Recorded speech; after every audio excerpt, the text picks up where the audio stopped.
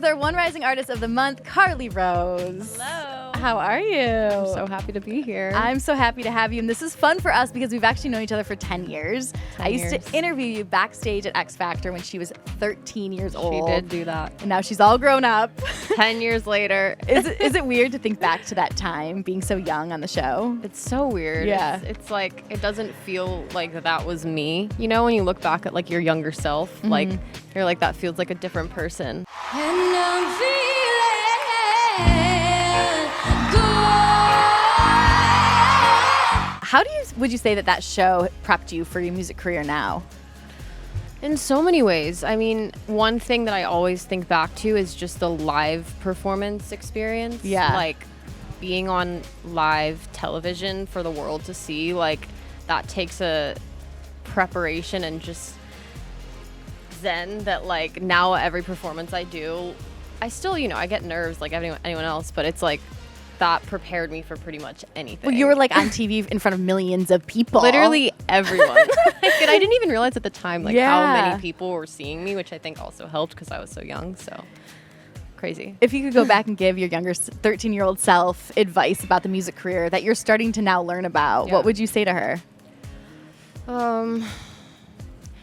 I think the thing that I would like emphasize the most is just to not be afraid to use my voice, even though I was 13, and it's very easy to at that age let adults say what is right and what is wrong. But I eventually learned it like a few years in, and if I had just been able to say to myself, no, it's okay, people will respect that you're talking and saying what you need and what kind of music you want to make and everything like that a little bit sooner, I think it would have been great. But you know what, it's like at 13 it's hard Oh to my speak up gosh, to like, adults. no. And, like you live and you learn. What's been the artist discovery process for you in finding your voice and finding your sound now?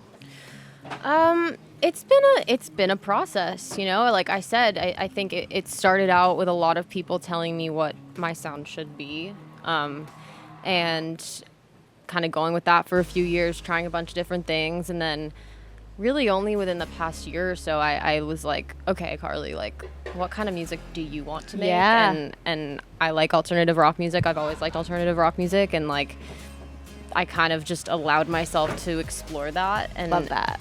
It's been so liberating and exciting to be making that music, and I have so much more coming. Yes. So I'm excited. and I've told you this, but I really love your song Afterglow. Thank you. I don't wanna go back home with this feeling on me, fighting with the undertow since you left me. Talk to me about the creative process with that song and what that song means to you specifically. I wrote it for a friend of mine who passed away, battling drugs, and it was something that I wrote like a few weeks after. So Wow. like Fresh, it's very, raw. very fresh. And like at first I couldn't think about it, I couldn't talk about it, and I ended up just like going into the studio. This was the first session I did since it happened.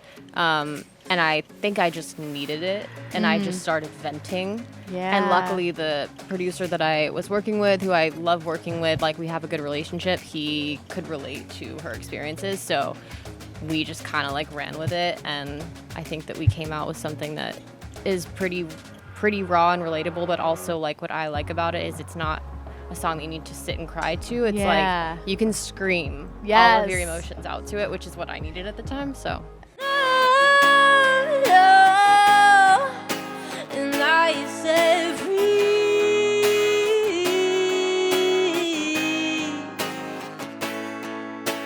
And I love that you are digging into this like personal side of you, really getting vulnerable with Yeah. the music you're writing. Yeah. What's inspiring you right now, or what's something?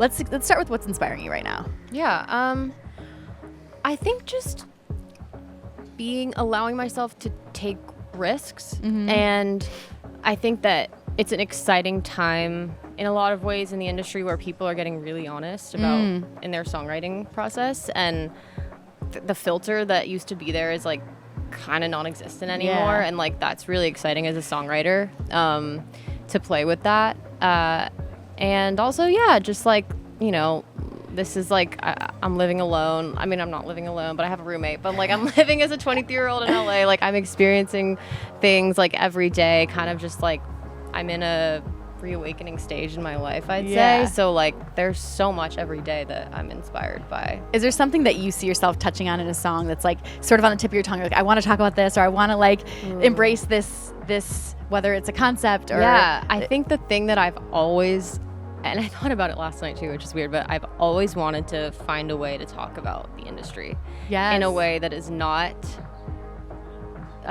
cliche, and a way that like is not going to alienate people who aren't involved in this industry. But like I think as an artist, and I think a lot of artists can agree with me that there's so much stuff that goes down, and like so many emotions that are just boiling inside, and not all bad, but just like it's a roller coaster of an industry. Yeah. And like I've tried a few times to write that song, and I actually think that recently I did it in a way that I think works. Yes. So at some point that will come out. Yes. Cannot wait. Yeah. What else are you working on? Are you working on an album right now, or when can we expect some new songs? Well, next month actually, and it's Okay. funny that I'm speaking to you about this. I'm putting out a new and maybe improved, The first one was great, I think, but it's the new 2.0 version of Broken Hearted, which is a song that I covered on X Factor, and kind of was a big moment for me. So it took a while for me to like accept and like be like, you know what, I'm gonna do it. Like I'm gonna take that on, you know, and like bring something new to it. So yeah, I'm making a music video for it, and it's gonna be really exciting. So anyone who loved that song, you gotta listen in August. Where do you hope to be in 5 years? Like, what's your, like, what do you want to accomplish in 5 years? Where do you see yourself? Definitely touring. Yes. Definitely performing live a lot more. I've just really started to like explore that around LA.